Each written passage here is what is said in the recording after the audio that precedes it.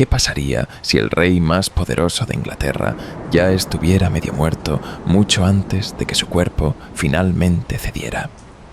Esa es la sombra que pesa sobre Enrique Guaidó.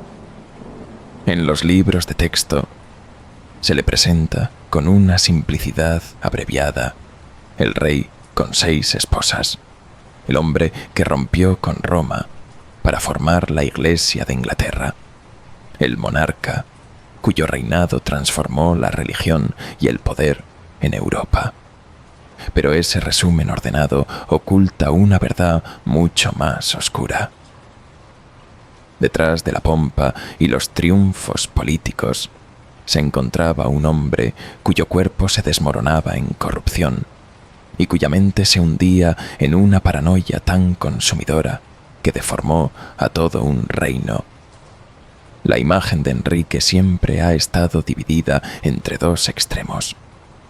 Por un lado, se le recuerda como el vibrante príncipe joven de 1509 atlético, encantador, hábil en la música y el deporte, admirado en toda Europa.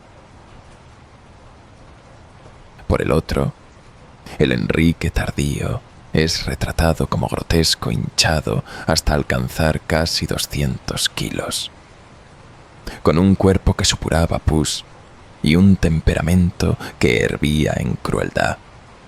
No son 2 hombres distintos, sino 2 extremos de una misma vida, unidos por la tragedia, la obsesión y un poder sin límites.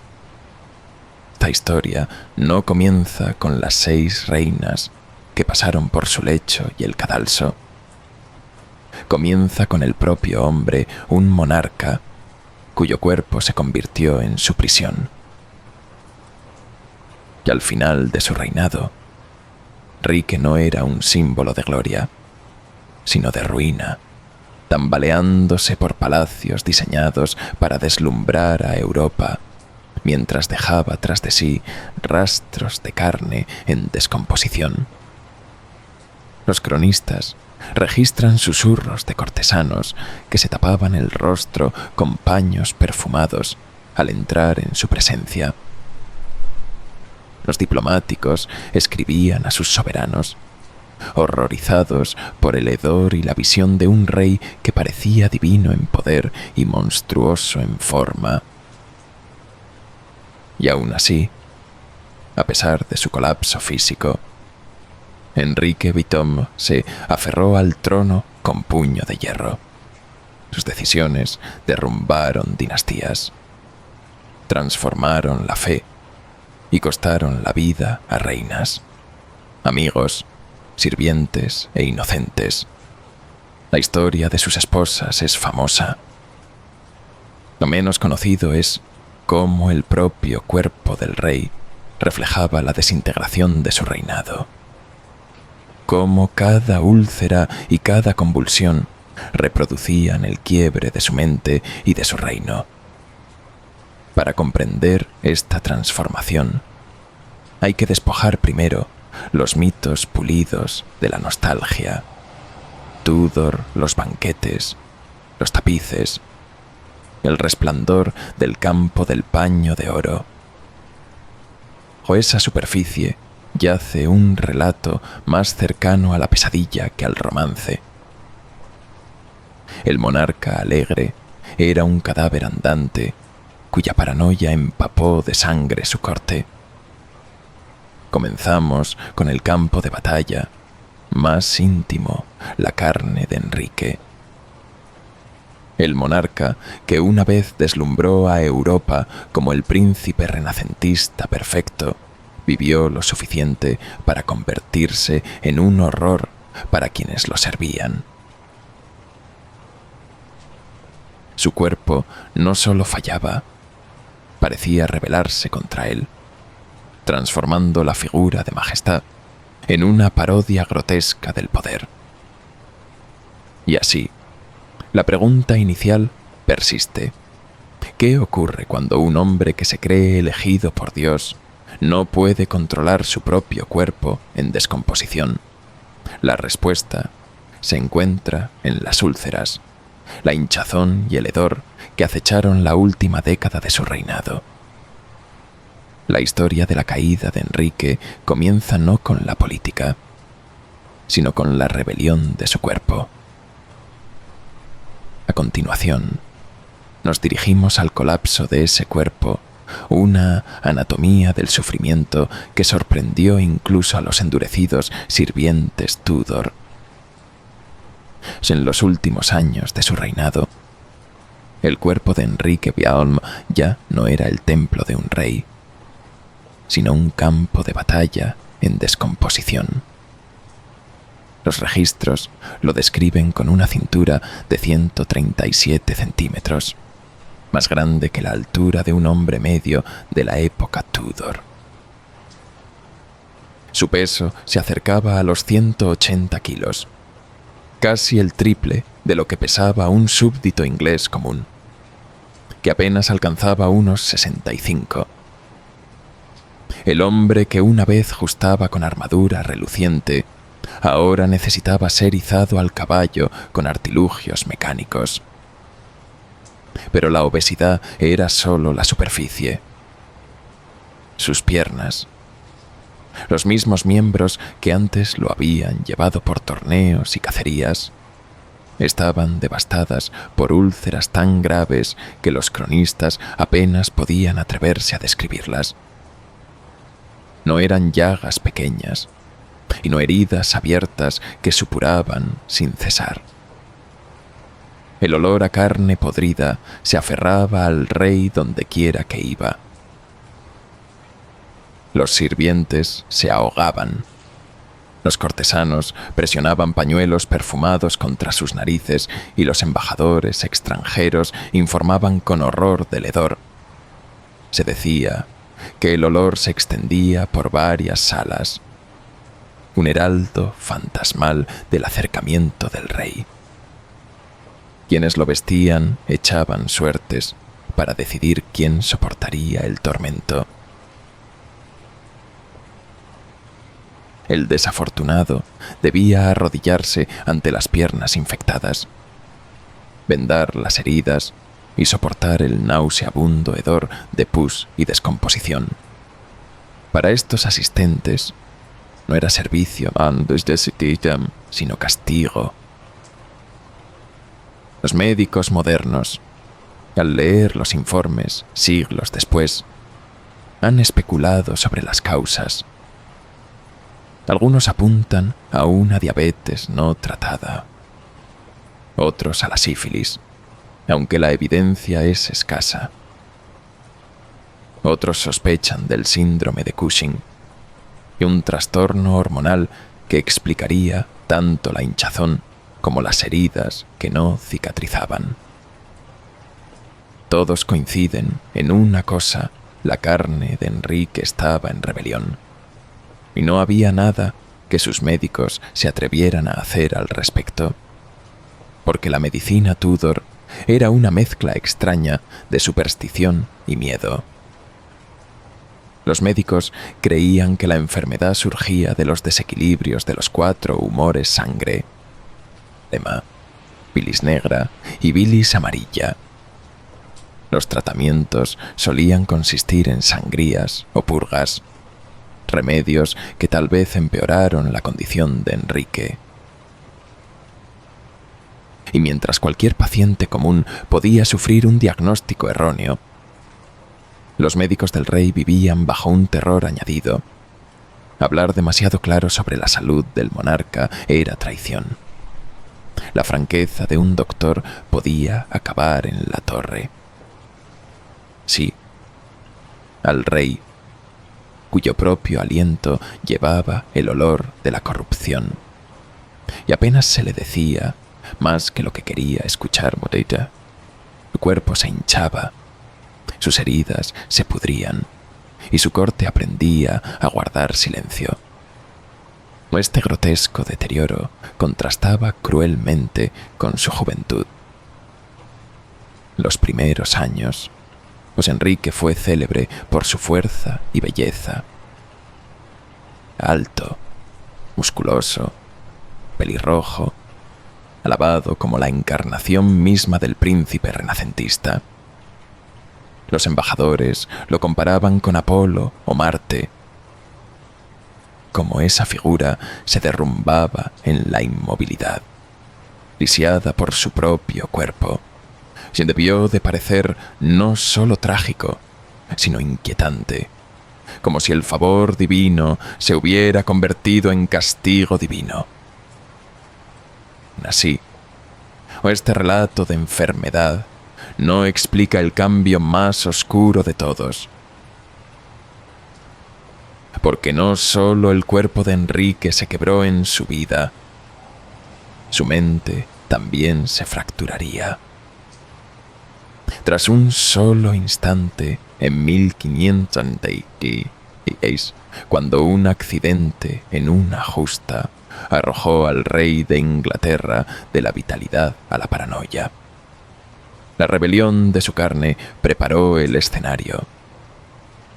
La rebelión de su mente transformaría a Enrique Wetholm de príncipe en tirano.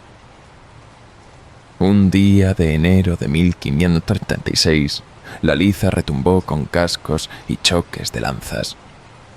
Justar no era un simple deporte para los reyes Tudor, era teatro de poder.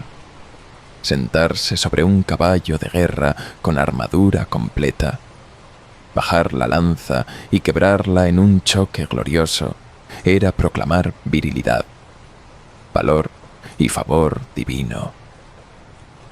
Para Enrique Wetholm, que había pasado su juventud deslumbrando a Europa con su atletismo, las justas eran su escenario. Pero ese día, el destino lo golpeó más duro que cualquier rival. El caballo de Enrique cayó, y aplastándolo contra el suelo. El gran rey yacía inmóvil, su armadura abollada, su cuerpo inerte. Durante 2 largas horas permaneció inconsciente. En la medicina Tudor, tal silencio era lo más cercano a la muerte sin sepultura. Los cortesanos murmuraban oraciones. Algunos pensaron que el alma del rey había partido. Cuando al fin se movió, el milagro de su supervivencia ocultó una verdad más oscura. El Enrique que se levantó no era el mismo que había caído. Los médicos modernos, al leer los relatos, sospechan de una lesión cerebral traumática. Una conmoción ya habría sido peligrosa, pero 2 horas sin recobrar el sentido sugieren daño grave.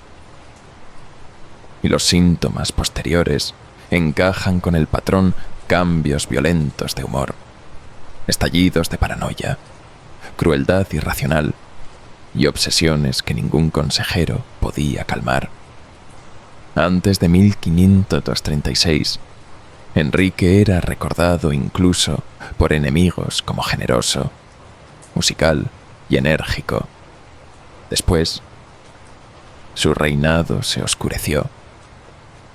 Las decisiones se volvieron más duras, los castigos más rápidos, la confianza más escasa. El joven príncipe renacentista se endureció en un tirano que no confiaba en nadie, ni siquiera en sus esposas. El momento fue cruel.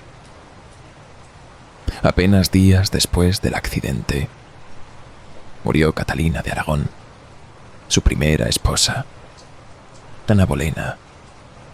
La segunda abortó un hijo varón. Para una mente ya golpeada, estos sucesos parecieron una traición cósmica. De ese crisol de herida y duelo surgió el Enrique que la historia recuerda impredecible, paranoico y hambriento de control absoluto. Justa, símbolo de su virilidad, había destrozado en cambio su identidad. Donde antes buscaba gloria en la liza, la exigía en la vigilancia, las ejecuciones y las demostraciones de dominio. La corte, y antes un teatro de música y danza, se convirtió en un lugar de susurros y temor. Los cronistas de la época notaron el cambio. Los embajadores escribieron que el temperamento del rey ya no tenía control. Un momento abrazaba con afecto exuberante a los cortesanos. Al siguiente lanzaba amenazas de muerte. Sus decisiones ya no seguían la razón, sino el impulso, como si la corona hubiese quedado rehén de su cráneo roto. Y sin embargo, nadie podía decirlo. Sugerir que el rey estaba dañado era traición. En su lugar, los cortesanos inventaron explicaciones ira divina, melancolía o brujería, pero la verdad era que la corona de Inglaterra descansaba sobre la mente de un hombre para siempre cambiado. Ese accidente marcó el punto de inflexión. El Enrique que reía con músicos y debatía teología como erudito dio paso al Enrique que acechaba a sus esposas con sospecha, orquestaba juicios falsos y exigía obediencia como prueba de lealtad. La liza había escrito una nueva historia. Inglaterra pagaría el precio de la justa nació la paranoia, y de la paranoia la crueldad. Las primeras en sufrir fueron las más cercanas a él, sus reinas. Todos conocen la rima Divorted.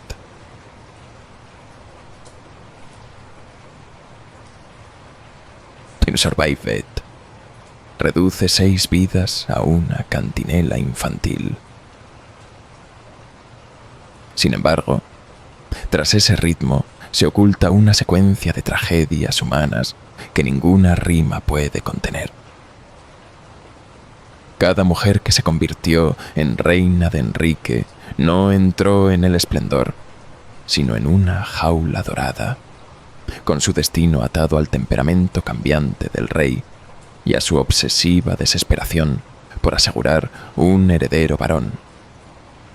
Matrimonio en la Inglaterra Tudor nunca fue asunto privado. Para Enrique era un arma política, una prueba espiritual y, cada vez más, un campo de batalla. Las reinas debían encarnar fertilidad y lealtad, pero en su corte, el fracaso o incluso la mera sospecha de fracaso significaba la ruina. Divorcio, la anulación o el cadalso acechaban al borde de cada lecho nupcial. Catalina de Aragón, Sina Bolena, Juana Seymour, Sina de Cleves, Catalina Howard y Catalina Parr, 6 mujeres, y cada una llevada al trono con promesas de gloria, cada una reducida por la voluntad de Enrique a humillación, terror o muerte.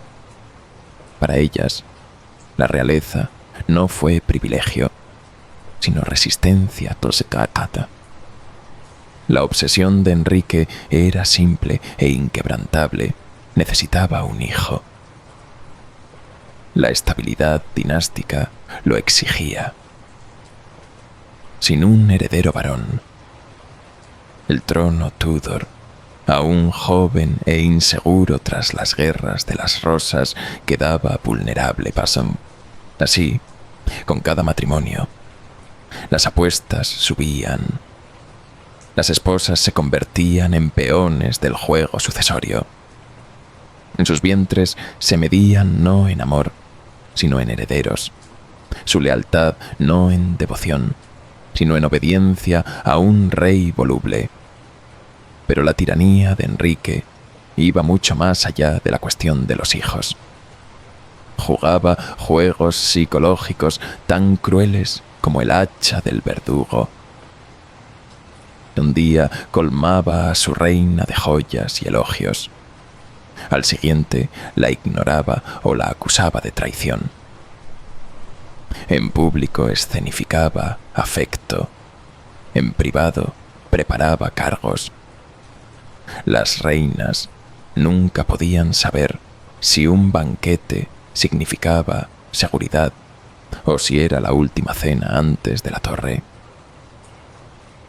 La vida en la corte se convirtió en un teatro de terror. Cada sonrisa del rey podía ser máscara, cada regalo una trampa. Las reinas vivían en salas adornadas con tapices y oro, pero bajo el esplendor reinaban silencio, miedo y soledad. El divorcio era casi imposible, la huida impensable. Resistir era invitar a la muerte, no solo para ellas, sino para sus familias, pues la cólera de Enrique se extendía hacia afuera, devorando hermanos, sirvientes e incluso amigos de las acusadas. No solo quedaban atrapados sus cuerpos, sino también sus reputaciones. Cuando Enrique se volvía contra una reina, los rumores se propagaban como fuego susurros de adulterio, brujería, locura. Las mujeres quedaban reducidas a caricaturas, despojadas de dignidad en juicios públicos orquestados para asegurar su caída. Estas 6 mujeres ilustran la paradoja de la realeza Tudor bajo Enrique, elevadas por encima de todas, pero completamente impotentes. Sus coronas eran aros de espinas. La rima lo hace sonar simple, pero cada destino esconde capas de crueldad. Para comprender la verdadera pesadilla del reinado de Enrique, debemos seguir a estas reinas en sus prisiones de carne y miedo. Comenzando con Ana Bolena, la mujer cuya brillantez y ambición terminaron en un cadalso manchado con la sangre de su hermano. Y Ana Bolena suele ser recordada como la mujer que cambió el destino de Inglaterra, la chispa detrás de la ruptura de Enrique con Roma, la reina cuyos ojos oscuros y agudo ingenio arrastraron a un rey a desafiar al Papa. Sin embargo, su historia no termina en el triunfo, sino en la torre, donde Enrique transformó a la mujer que una vez adoró en un chivo expiatorio de su furia e inseguridad. Cuando Ana llegó por primera vez a la corte de Enrique, no se parecía a ninguna de las mujeres que él había conocido. Educada en las cortes de Borgoña y Francia, trajo consigo un refinamiento, una seguridad y un encanto que hechizaron al rey. A diferencia de su hermana María anterior, amante de Enrique, Ana se negó a ser un capricho pasajero. Resistió, exigió matrimonio, y al hacerlo cambió el curso de la historia. La determinación de Enrique de convertirla en reina arrancó a Inglaterra de la Iglesia católica, encendió la agitación religiosa y le costó a Catalina de Aragón su corona. Por un tiempo, fue el centro del universo Tudor, pero la corona que conquistó estaba envenenada. Su fracaso en dar a luz a un hijo vivo la puso en peligro. Dio a luz a Isabel, una hija de destino extraordinario, pero a ojos de Enrique, una decepción. Vinieron abortos, cada uno apretando el lazo, y para 1536 el afecto del rey se había agriado en sospecha. El accidente en la justa ya había oscurecido sus ánimos, y la lengua afilada y la influencia política de Ana le ganaron enemigos en la corte. Lo que antes había sido obsesión, ahora era obstáculo. La solución de Enrique fue tan brutal como calculada: destruirla por completo. Se fabricaron acusaciones. Su propio músico, Eaton, fue torturado hasta confesar adulterio. 5 hombres, incluido su propio hermano, George Boleyn, fueron condenados por supuestas relaciones con la reina. Los cargos llegaban al absurdo, con fechas y lugares físicamente imposibles, pero los juicios fueron una formalidad. El veredicto estaba escrito antes de que comenzaran. Ana fue obligada a presenciar la ejecución de estos hombres desde la torre. Imagínala allí, sabiendo que cada golpe de hacha no solo era una sentencia para sus amigos, sino también un ensayo de la suya. Ver la vida de su hermano arrebatada en un espectáculo de crueldad estatal fue el acto final de tortura psicológica. Y su propio juicio fue un teatro de humillación. Se le acusó de traición, cesto y adulterio, crímenes diseñados para arrebatarle no solo la vida, sino la dignidad. Y aunque se defendió con elocuencia, sus palabras no significaron nada. La corte sabía su deber. El 19 de mayo de 1536, Ana Bolena se arrodilló en el cadalso dentro de la Torre de Londres. A diferencia de quienes eran ejecutados con hacha, Enrique había dispuesto un espadachín francés, un gesto inquietante de misericordia en medio de la crueldad. Los relatos contemporáneos describen su compostura final. Rezó, se encomendó a Dios, pidió a la multitud que rezara por el rey, el mismo hombre que la había llevado de la coronación a la ejecución en apenas 3 años. La hoja cayó limpiamente. La caída de Ana no fue solo una tragedia personal, fue una advertencia ninguna reina estaba a salvo, ningún afecto era seguro, ninguna corona más que un adorno prestado de la mano de Enrique. Su muerte marcó un punto de inflexión en el reinado, el fin del príncipe idealista que alguna vez amó con pasión, y el inicio del tirano que devoraba a sus reinas con la misma voracidad que en sus banquetes. Pero la historia de Ana no fue la última.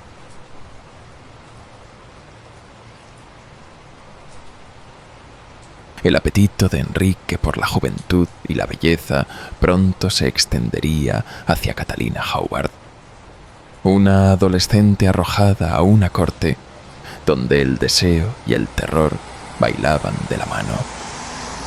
Si la caída de Ana Bolena fue un drama de ambición y política, la tragedia de Catalina Howard fue mucho más cruda, una muchacha apenas salida de la niñez, arrojada a un mundo de depredadores.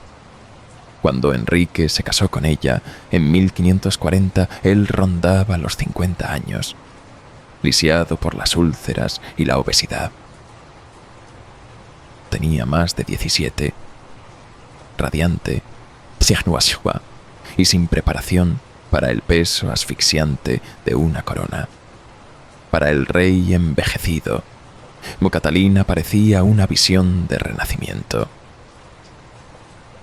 Lo llamaba su rosa sin espinas, frase que deleitó a Enrique y calmó su vanidad. Su juventud y belleza, él veía un bálsamo para su cuerpo en decadencia. Por un tiempo, la corte volvió a brillar con banquetes, música y la risa de un rey que se creía de nuevo un amante galante.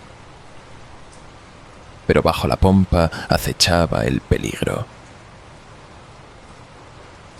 El pasado de Catalina, trivial según cualquier medida común, se volvió fatal bajo la mirada de Enrique. Y antes de su matrimonio, había tenido apegos juveniles coqueteos, quizá aventuras con hombres de la casa de su tutora, la duquesa viuda de Norfolk.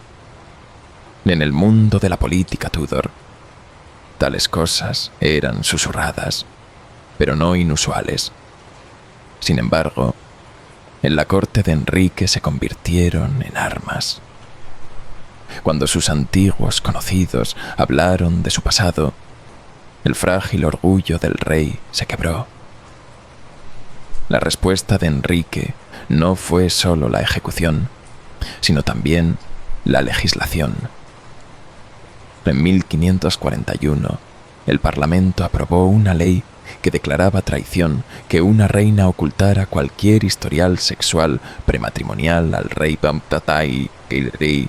Imagina la magnitud de la humillación, todo un código legal reescrito para castigar la honestidad de una adolescente. Fue menos ley que venganza. Un monumento a la inseguridad de Enrique. El proceso de destrucción de Catalina siguió el patrón Tudor conocido: aislamiento, interrogatorio, confesión bajo presión. Le arrebataron las joyas, despidieron a sus amigas, confiscaron sus cartas, lo interrogaron a testigos, y los detalles de sus indiscreciones juveniles fueron amplificados hasta convertirse en traición. Apenas era una niña, y aún así, la maquinaria del Estado avanzó como si fuese una conspiradora contra el reino. La mañana del 13 de febrero de 1542, Catalina Howard fue conducida al cadalso en Tower Green, el mismo lugar donde Ana Bolena había encontrado su fin. Los cronistas dicen que temblaba, pero estaba resuelta. Y antes de morir pidió misericordia y rezó por el perdón. El hacha del verdugo cayó, y la joven que una vez había bailado en los salones de Enrique desapareció. Su muerte reveló la verdad más dura de los matrimonios de Enrique. Las reinas no eran esposas, sino cautivas.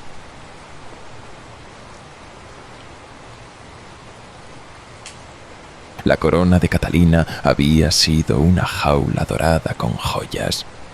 Su belleza transformada de bendición en sentencia de muerte. Y mientras la sangre de Catalina Howard aún se secaba en el cadalso, otro recuerdo rondaba la corte, el de Catalina de Aragón, la primera reina, la esposa leal desechada. Y su historia fue menos repentina, pero no menos cruel, un lento y asfixiante exilio que terminó en soledad y susurros de veneno. Mucho antes de Ana Bolena o Catalina Howard, estuvo Catalina de Aragón, la princesa española que se convirtió en la primera reina de Enrique y reinó a su lado durante más de 20 años. Primero había sido esposa del hermano mayor de Enrique, Arturo, pero su muerte la dejó viuda en tierra extranjera. Para preservar la alianza con España, fue desposada con Enrique, quien en los primeros años la trató con respeto y afecto. Juntos parecían la pareja renacentista perfecta, jóvenes, devotos y admirados en toda Europa. Sin embargo, el reinado de Catalina estuvo ensombrecido por la desgracia. Soportó numerosos embarazos, la mayoría terminados en mortinatos o muertes infantiles. Solo una hija, María, sobrevivió. Enrique, obsesionado con asegurar un heredero varón, que ello era un fracaso. Para Catalina, profundamente piadosa y atada por sus votos, fue una desolación tras otra. Cada cuna vacía la empujaba más hacia el desagrado del rey. En la década de 1520, la atención de Enrique se volvió hacia Ana Bolena, y con ello su determinación de terminar el matrimonio. Se alegó que casarse con la viuda de su hermano había maldecido su unión, citando versículos bíblicos para justificarlo. Pero tras la teología se escondía un motivo más simple: quería un hijo, y Catalina, a su juicio, no podía dárselo. La batalla que siguió sacudió a la cristiandad. Catalina se negó a ceder, declarándose la verdadera reina ante cortes y embajadores, y apeló al Papa, y atrayendo a España y Roma contra la voluntad de Enrique. El rey, frustrado por la resistencia papal, arrancó a Inglaterra de la Iglesia Católica, declarándose cabeza suprema.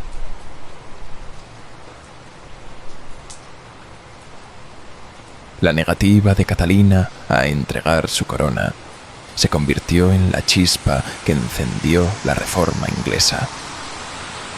Pero en la victoria, Enrique no mostró misericordia.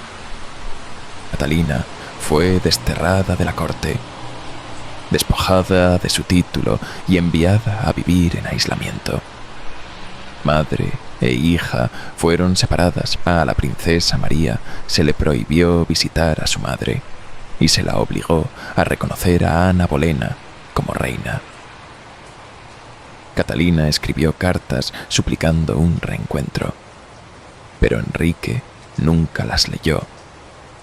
Vivió sus últimos años en el castillo de Kimbolton, prisionera en todo menos en nombre. Los testigos la describen como frágil pero firme, aferrada a su fe y firmando cartas como Catalina la reina hasta el final. El 7 de enero de 1536 murió, probablemente de cáncer, aunque circularon rumores de veneno. Tenía 50 años. Incluso en la muerte, la crueldad de Enrique persistió. Catalina no fue enterrada en la abadía de Westminster, donde tradicionalmente eran honradas las reinas, sino en la catedral de Peterborough, con el título menor de princesa viuda de Gales. A su hija María se le prohibió asistir al funeral. La historia de Catalina de Aragón no fue de violencia repentina, como la de Ana Bolena o Catalina Howard, sino de una lenta asfixia-muerte por exilio, humillación y soledad impuesta. Y alguna vez había sido la reina más admirada de Europa, hija de Fernando e Isabel de España, pero en la Inglaterra de Enrique terminó sus días sola, con la corona rota, pero la dignidad intacta. Y el destino de Catalina de Aragón fue una lenta erosión. El de Ana de Cleves fue la supervivencia a través de la sumisión. Escapó de la ira de Enrique no con desafío, sino inclinándose hasta tal punto que convirtió la anulación en una inesperada forma de libertad. Tras la caída ensangrentada de Ana Bolena y la lenta muerte de Catalina de Aragón, la historia de Ana de Cleves parece casi milagrosa. Fue la reina que sobrevivió a Enrique, no por su amor, sino por su indiferencia y por su capacidad de inclinarse donde otras resistieron. En 1539, Enrique buscaba una nueva alianza. La Reforma había dejado a Inglaterra aislada, y un matrimonio con los estados protestantes alemanes prometía seguridad. Thomas Cromwell, ministro de Enrique, arregló la unión con Ana, hermana del duque de Cleves. Intercambiaron retratos, más famoso pintado por Hans Holbein. Él, Jenna aparece serena, compuesta y elegante. Complacido con la imagen, y aceptó casarse con ella. Pero los retratos, incluso en el Renacimiento, no se podían halagar. Cuando Ana llegó a Inglaterra, Enrique se sintió decepcionado y alegó que no se parecía en nada a la pintura, que su cuerpo y porte no lo complacían. Los relatos sugieren que era tímida, poco acostumbrada a las costumbres inglesas y abrumada por la teatralidad de la corte. Enrique, una vez inflamado por la audacia de Ana Bolena, encontró a Ana de Cleves demasiado simple, demasiado extranjera, demasiado insípida. La ridiculizó como la yegua de Flandes. Su matrimonio, celebrado en enero de 1540, estaba condenado antes de comenzar. Enrique confesó que no podía consumarlo, culpando a su aspecto, aunque los rumores insinuaban que su propio cuerpo enfermo era el verdadero obstáculo. En pocos meses, el rey estaba desesperado por deshacerse de ella. Aquí residió la genialidad de Ana. A diferencia de Catalina de Aragón, que luchó hasta el final, no cedió por completo. Cuando Enrique pidió la anulación, ella aceptó sin resistencia. Se declaró agradecida de ser liberada, firmó el fin de su matrimonio y comenzó a dirigirse a Enrique como su querido hermano. En lugar del cadalso, recibió propiedades, una renta generosa y un nuevo título, la hermana del rey. Ana de Cleves permaneció en Inglaterra el resto de su vida. Una figura curiosa en la corte Tudor respetada. Rica, pero cuidadosamente invisible. Sobrevivió a Enrique y a todas sus demás esposas, muriendo en 1557, la silenciosa superviviente de un rey que destruyó a casi todos los que lo rodearon. Y su huida reveló la lógica retorcida de la corte de Enrique. La sumisión, incluso la humillación, podía significar vida, mientras que la resistencia llevaba a la muerte. De Cleves no tuvo poder para conquistar el amor de Enrique, pero tuvo la sabiduría de doblarse en lugar de quebrarse. Sin embargo, no a todas las reinas se les dio esa oportunidad. Juana Seymour, la mujer que sucedió a Ana de Cleves, encontró su lugar en el corazón de Enrique solo dándole lo que él más deseaba. Pero el precio fue su vida. Juana Seymour suele ser llamada la única esposa a la que Enrique verdaderamente amó. Sin embargo, su historia es una cruel ironía. La reina recordada como afortunada fue la que murió joven, con el cuerpo roto en el parto, y cuyo valor quedó reducido al hijo que entregó. Juana llamó la atención de Enrique como dama de compañía de la reina Ana Bolena. De Ana era de lengua afilada y deslumbrante. Era callada, modesta y sumisa, el antídoto perfecto contra la reina fogosa, a la que Enrique había comenzado a detestar. Los cronistas Dicen que sabía cómo calmarlo, cómo halagar su orgullo sin provocar su ira. A las pocas semanas de la ejecución de Anna Bolena, en mayo de 1536, Enrique ya estaba comprometido con Juana. 11 días después, fue coronada reina.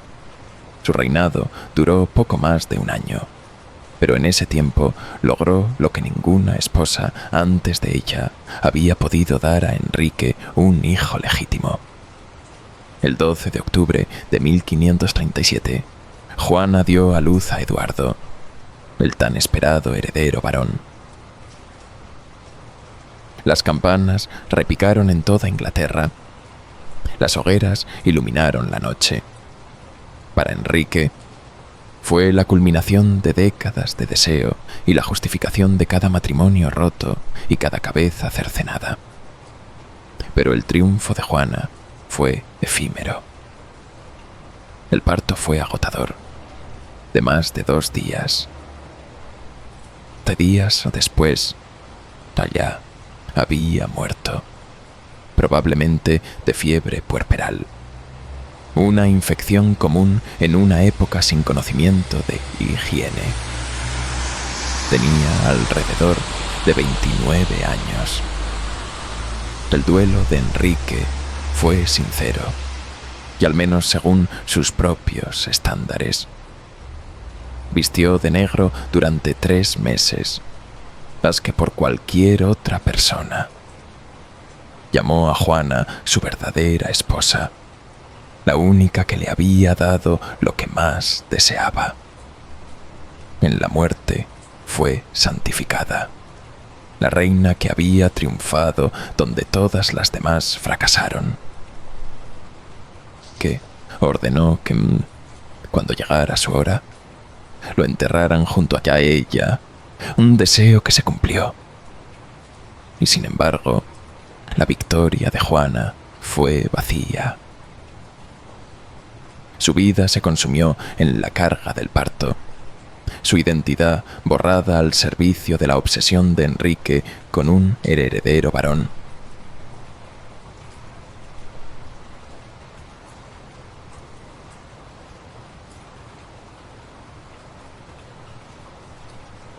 No dejó ninguna oportunidad de influir en la política, ningún legado más allá de Eduardo VI, el frágil niño que reinaría solo 6 años antes de morir.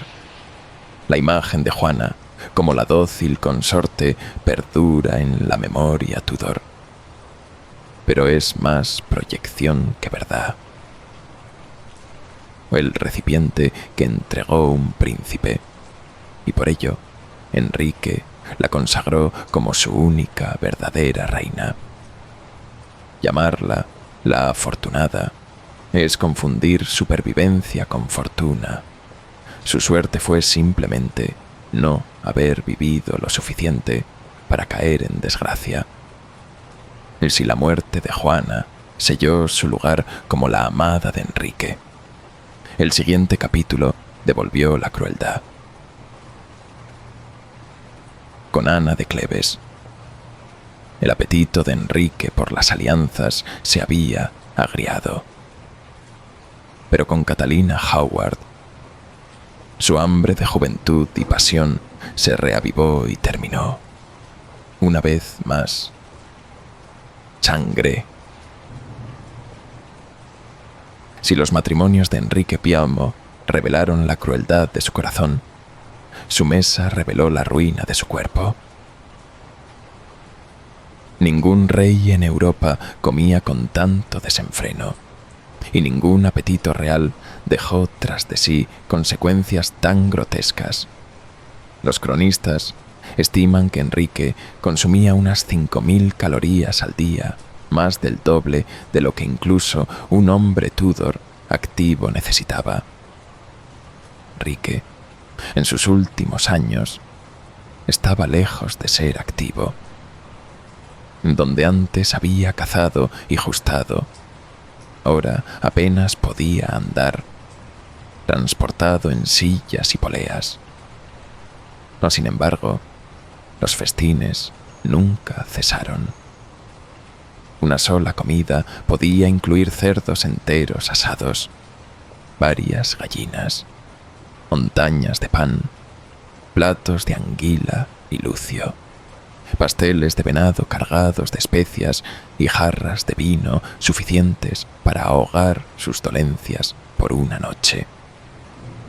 Las cocinas reales, que se extendían bajo Whitehall y Hampton Court, empleaban a más de 200 cocineros, carniceros, panaderos y servidores.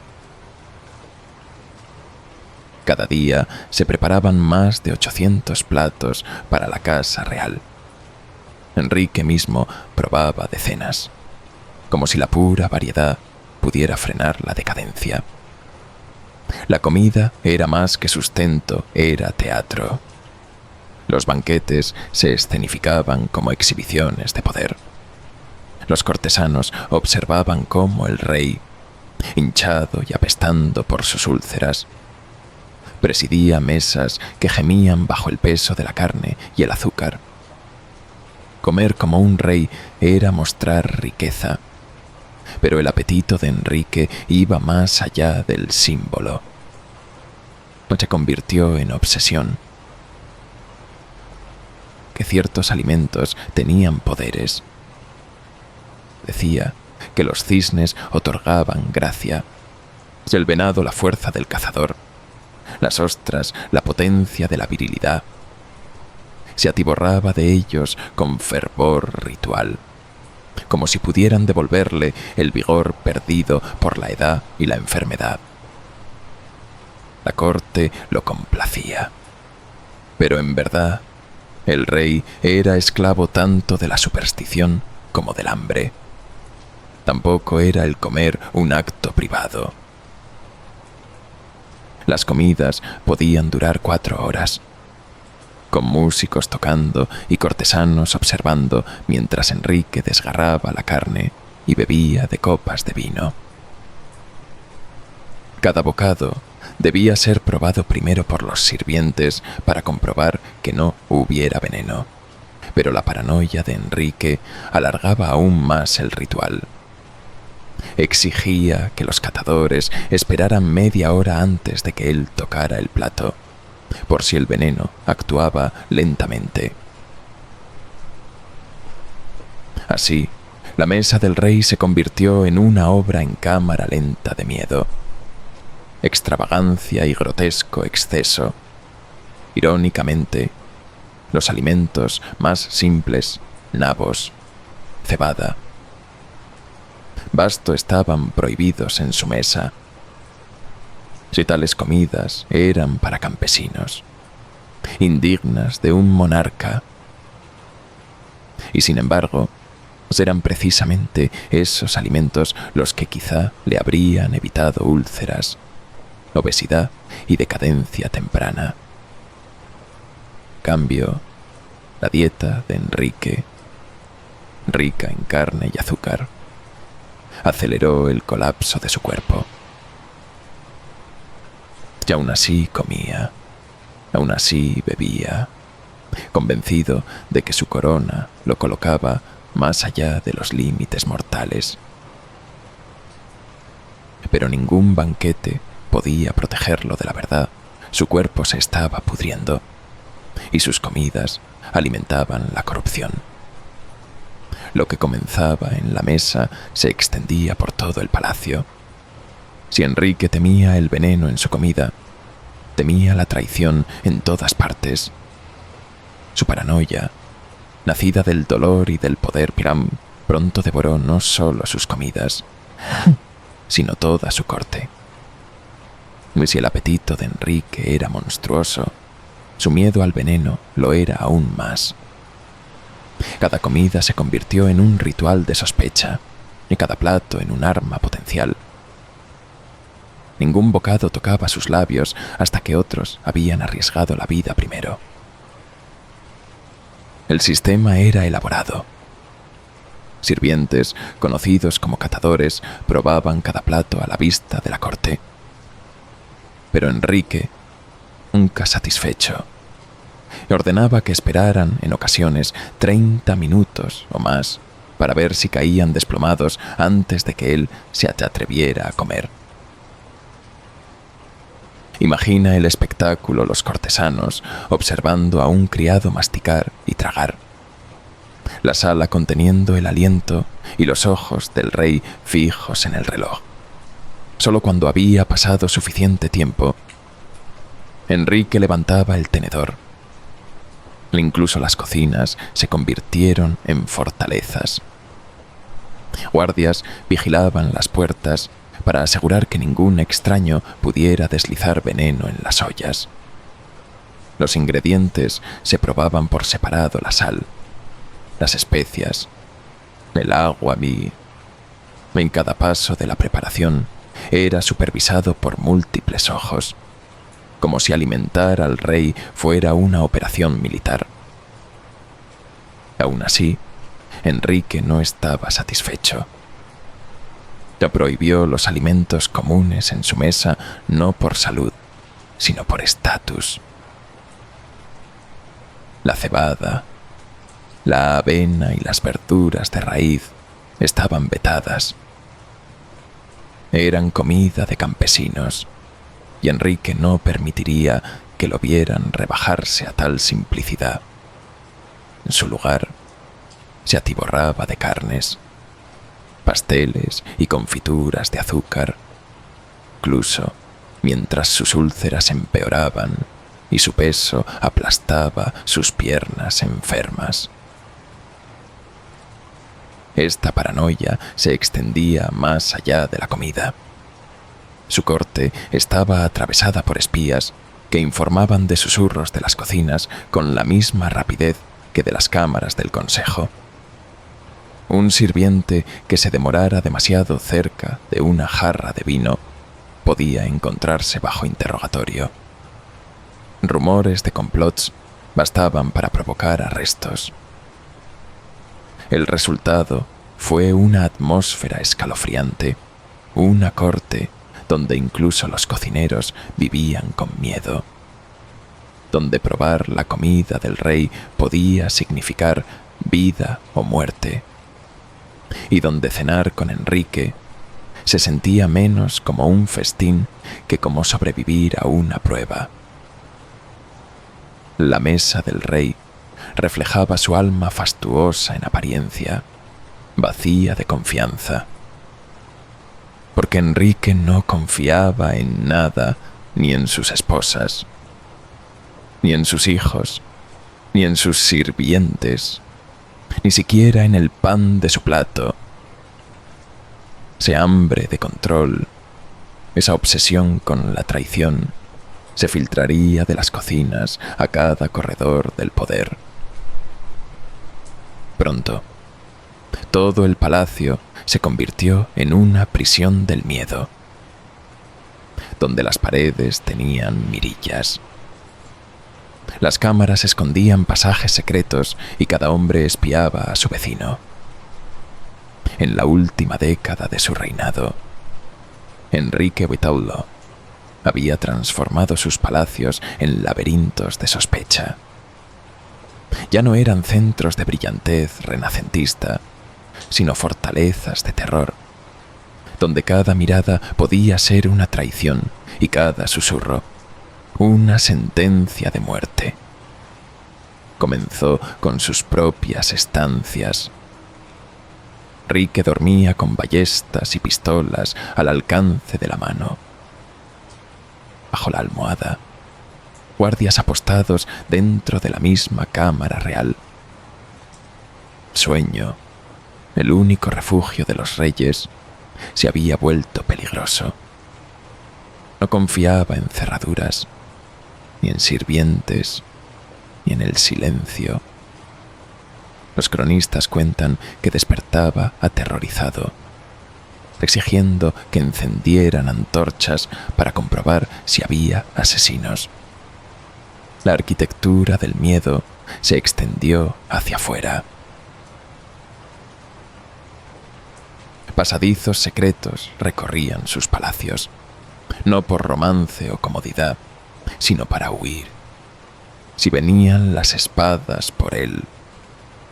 Enrique podía desaparecer tras puertas ocultas y corredores sinuosos. Se tallaron mirillas en los muros para que pudiera observar a los cortesanos sin ser visto. Las salas de reunión, espacios escondidos, permitían a los espías escuchar y reportar cada murmullo.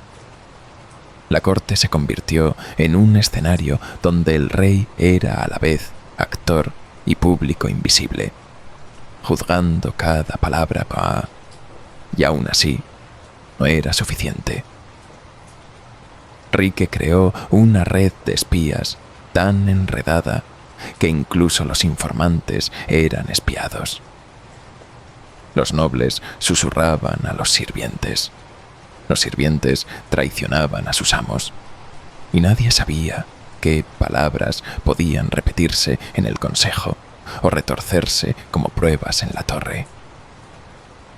La línea entre lealtad y traición se desdibujó, hasta que el silencio mismo se convirtió en el lenguaje más seguro. La paranoia alcanzó cada ritual.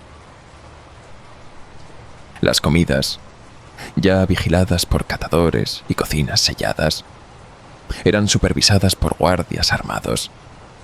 Los documentos se cerraban y volvían a cerrarse con llave. Las cartas eran abiertas antes de llegar a sus destinatarios. Ni siquiera sus hijos se salvaron. La princesa María y la joven Isabel eran vigiladas como si conspiraran rebelión, aunque no fueran más que niñas. La Torre de Londres se llenó de prisioneros cuyo crimen era poco más que la cercanía. Una broma imprudente, un suspiro a destiempo, incluso un sueño contado por un enemigo podían significar cadenas. La paranoia de Enrique se volvió tan retorcida que castigaba delitos imaginados, ejecuciones por traiciones aún no cometidas, por complots jamás pronunciados. El contagio se propagó. Los cortesanos comenzaron a vigilarse a sí mismos y anticipando las sospechas del rey antes de que las expresara. Los hombres denunciaban a sus rivales para probar lealtad. Las mujeres cuidaban sus palabras tanto como sus vestidos. El miedo se convirtió en la moneda de la corte, comerciada en susurros y miradas, hasta que la verdad misma perdió valor. Lo que había comenzado con la herida y la sospecha de un hombre se había metastatizado en todo un sistema político. La paranoia de Enrique no era locura privada, era política nacional. Inglaterra entera estaba gobernada por el miedo, y su monarca ya no confiaba ni en el suelo que pisaba. Pero si la paranoia infectó a la corte viviente, sus consecuencias no terminaron con la vida.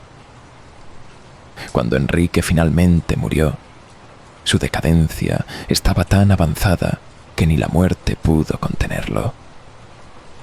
El terror de su cuerpo, antes confinado al palacio, se derramó al mundo en un espectáculo que horrorizó a todos los que lo presenciaron. Si Enrique temía la traición de sus cortesanos, el doble la temía de su propia sangre. Sus hijas, María e Isabel, no eran simplemente niñas a sus ojos, sino posibles conspiradoras, obras proyectadas por las coronas deshonradas de sus madres. En su paranoia, veía traición incluso en los juegos de las muchachas. María, la hija de Catalina de Aragón, cargó la herida más profunda.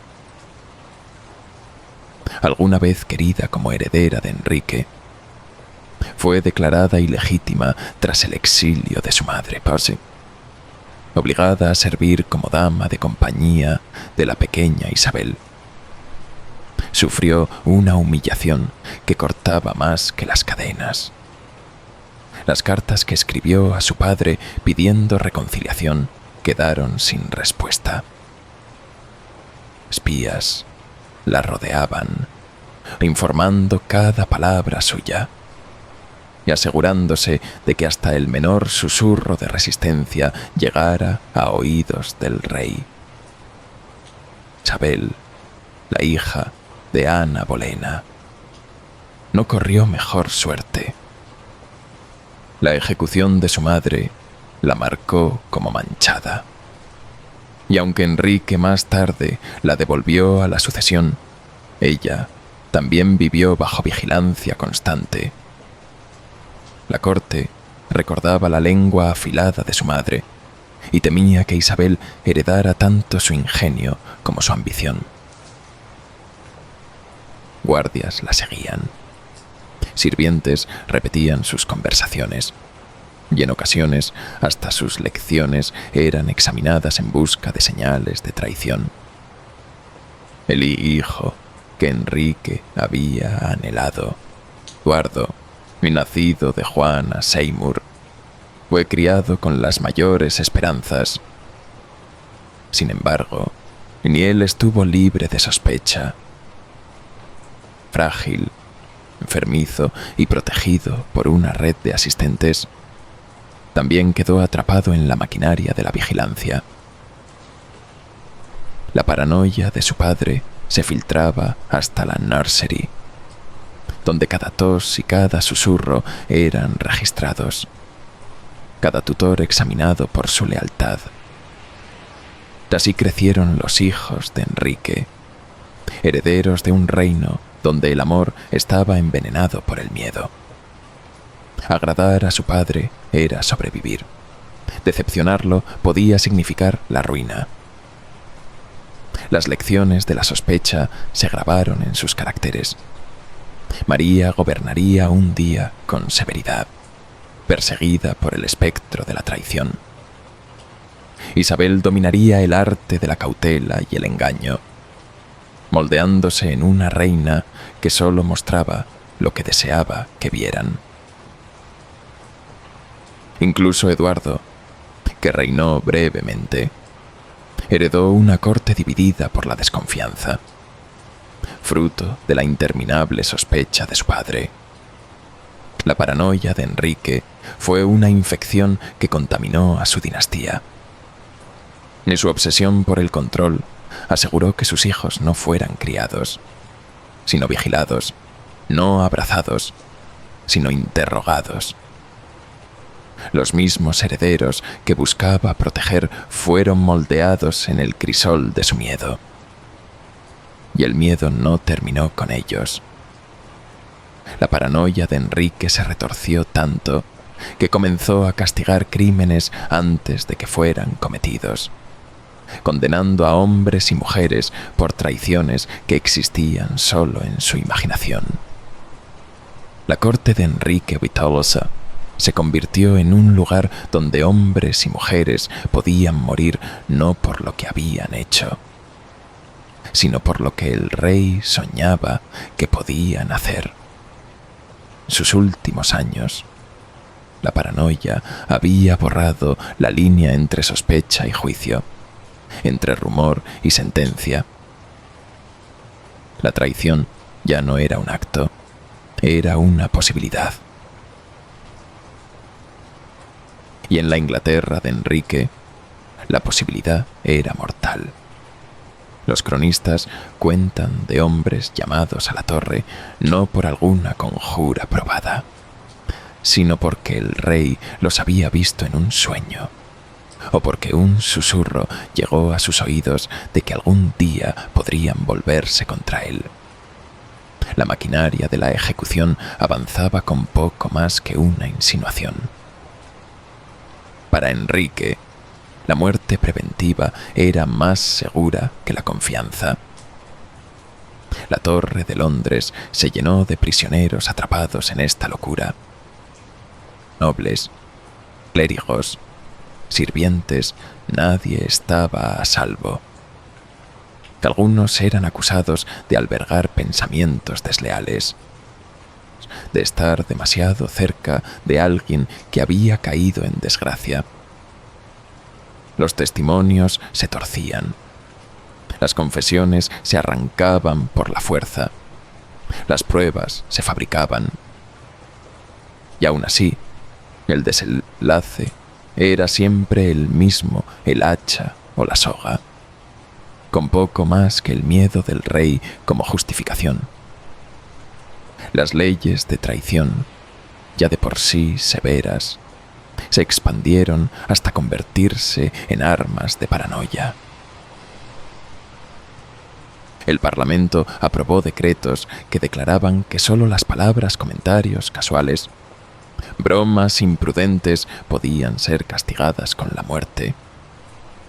El silencio no era refugio, pues no denunciar a un sospechoso de traición podía ser traición en sí mismo. Tal mundo. Los vecinos se convirtieron en informantes, los amigos en amenazas, y sobrevivir significaba una vigilancia constante. El poder de Enrique para castigar el futuro engendró una corte de fantasmas. Los hombres recorrían los pasillos sonriendo, pero sus ojos traicionaban el terror cacata. Cada banquete, consejo, cada conversación en voz baja tenía el sabor del miedo. Nadie sabía cuándo podía golpear la sospecha, ni quién sería la próxima víctima de la imaginación del rey. El resultado escalofriante fue una sociedad donde la verdad misma perdió valor. La lealtad no se medía en servicio total, sino en espectáculo, ostentosas demostraciones de devoción. Afirmaciones extravagantes de la grandeza del rey. Titubear era peligroso. Permanecer en silencio lo era aún más. Enrique exigía no solo obediencia, sino prueba constante de ella, extraída en palabras y gestos que disfrazaban el miedo con fingida adoración. Este reinado de crímenes imaginarios alcanzó su punto máximo en los últimos años de Enrique, cuando su mente, debilitada por heridas y enfermedad, difuminó la realidad en delirio.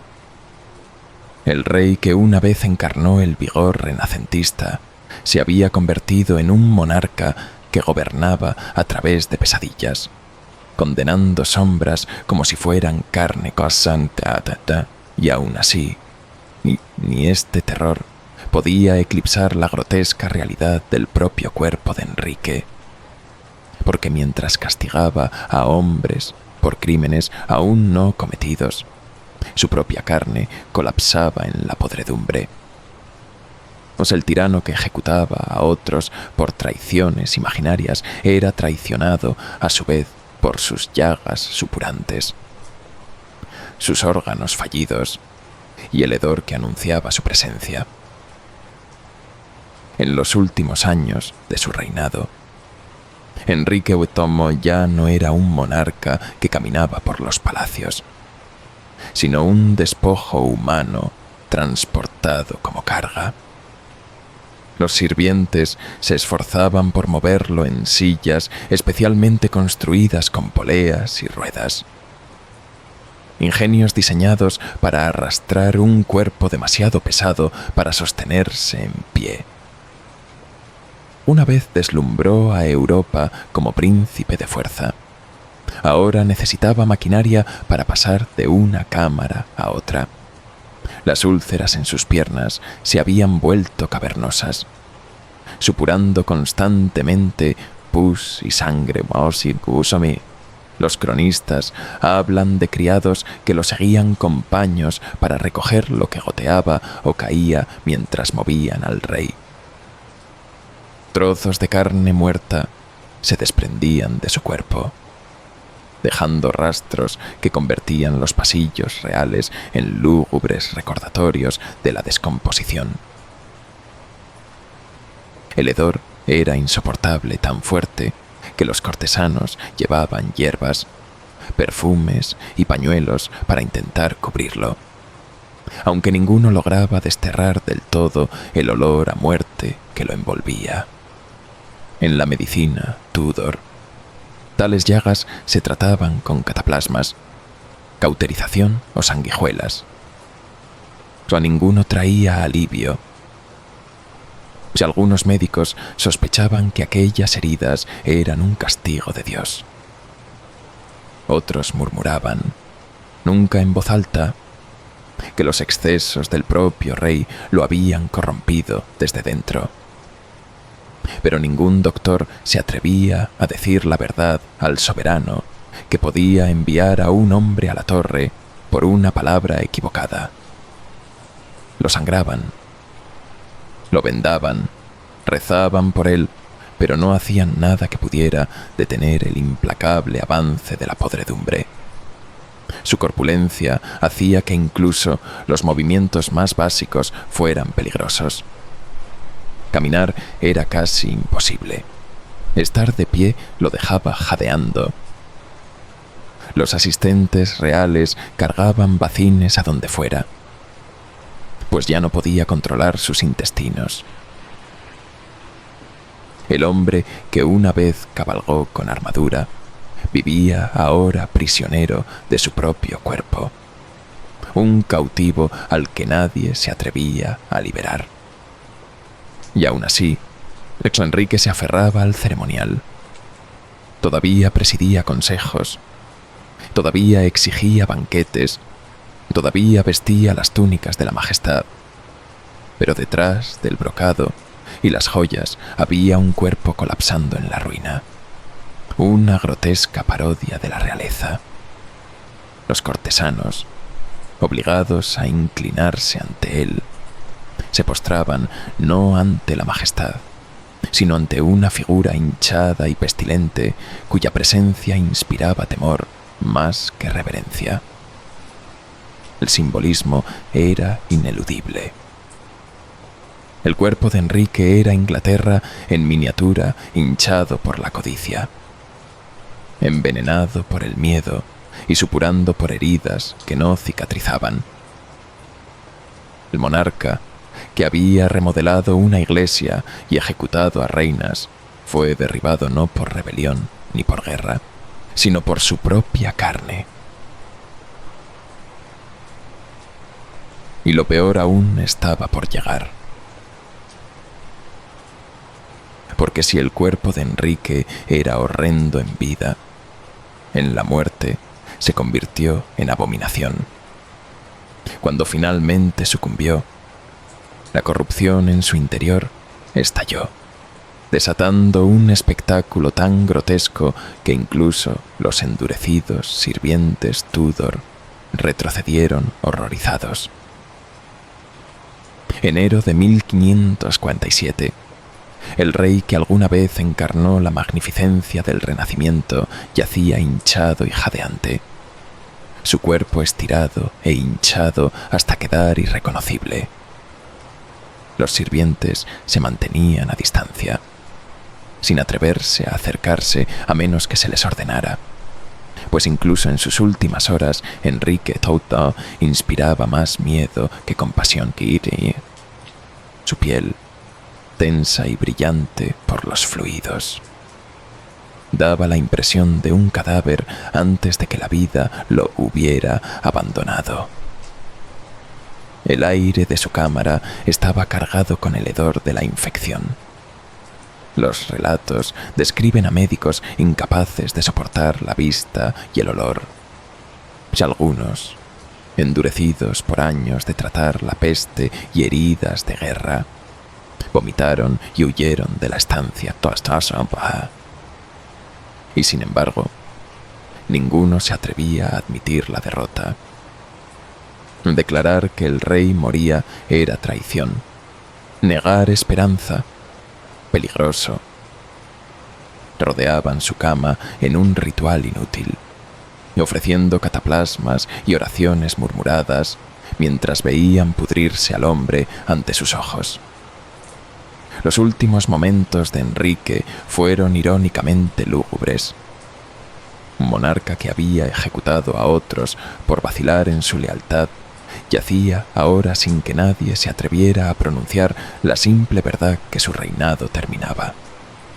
Y solo cuando fue llamado el arzobispo Thomas Cranmer se osaron palabras de final. El arzobispo lo instó a confiar en Cristo, y Enrique, demasiado débil para hablar, habría apretado su mano en señal de asentimiento. Pero el horror no terminó con su último aliento. La muerte reveló lo que la vida apenas había contenido. Su cuerpo, y enfermo, resistía ser manipulado. Nadie quería acercarse al cadáver. La tarea de prepararlo recayó en sirvientes y embalsamadores que trabajaban entre el temor y la náusea. Lo envolvieron en láminas de plomo, lo sellaron en capas de madera y reforzaron el ataúd contra los gases de descomposición que temían que brotaran de su interior. Aún así, el cuerpo estaba demasiado corrompido. La carne del rey, estirada al límite, amenazaba con reventar. Quienes entraban a la cámara para verlo relataban escenas tan espantosas que no podían soportar permanecer allí. Enrique se había proclamado durante años el gobernante elegido por Dios en la tierra. En la muerte, su cuerpo dio testimonio de otra cosa de la corrupción, de la inevitabilidad de la podredumbre que ni la corona más poderosa podía desafiar. Y cuando su cadáver salió de Whitehall rumbo a su entierro en Windsor, el horror creció. Ningún ataúd podía contenerlo. El viaje culminó en un espectáculo tan grotesco que se volvió leyenda el día en que el rey más temido de Inglaterra estalló de su tumba ante sus súbditos. El cortejo fúnebre de Enrique Utóm comenzó con solemne grandeza. Los tambores retumbaban, los estandartes negros ondeaban, y los cortesanos en luto seguían el carro fúnebre que transportaba al rey más infame de Inglaterra. Sin embargo, tras el ritual marchaba el temor. Quienes habían visto el cuerpo sabían lo que yacía dentro, no majestad preservada, sino corrupción apenas contenida. Ataúd, sellado en capas de plomo y madera, había sido diseñado para contener los gases de la descomposición, pero el cadáver hinchado de Enrique desafió cualquier contención. A medida que la procesión avanzaba hacia Windsor, la presión aumentaba. En algún punto del camino ocurrió lo inevitable, el ataúd se abrió. Su forro estalló y los fluidos putrefactos del cuerpo del rey se filtraron al suelo del carro y a la calzada. Los cronistas relatan un hedor tan insoportable que la procesión se detuvo. Los sirvientes corrieron con paños y cubos, desesperados por limpiar los restos que se escapaban. Y entonces llegó el detalle que convirtió el desastre en pesadilla. Se vieron perros lamiendo los fluidos reales derramados en el suelo. El rey que había reclamado derecho divino, que exigió culto y obediencia, se había convertido en carroña en las fauces de perros callejeros. El horror no terminó allí. Cuando el ataúd finalmente llegó a Windsor, los sepultureros tuvieron dificultades para bajarlo. El enorme peso del plomo, combinado con los restos hinchados, hizo que la tierra se hundiera bajo ellos. y tuvieron que ensanchar la fosa, reforzarla e intentarlo de nuevo. Incluso en el entierro, el volumen de Enrique se resistía al reposo, como si la tierra misma lo rechazara. Los rumores se propagaron rápidamente, y algunos susurraban de juicio divino, que Dios había señalado la muerte de Enrique con una corrupción visible para todos. Otros creían que su fantasma rondaba la capilla, pues durante años se reportaron ruidos extraños y olores fétidos cerca de su tumba. Los sacerdotes lo desestimaban como superstición, pero muchos sospechaban que no eran más que los gases de la descomposición escapando lentamente por las grietas. El ataúd que estalló, los perros que lamieron, la tumba que no quería cerrarse, todo ello se convirtió en símbolos de un reinado que no podía terminar limpiamente. Enrique había gobernado con miedo, exceso y sospecha.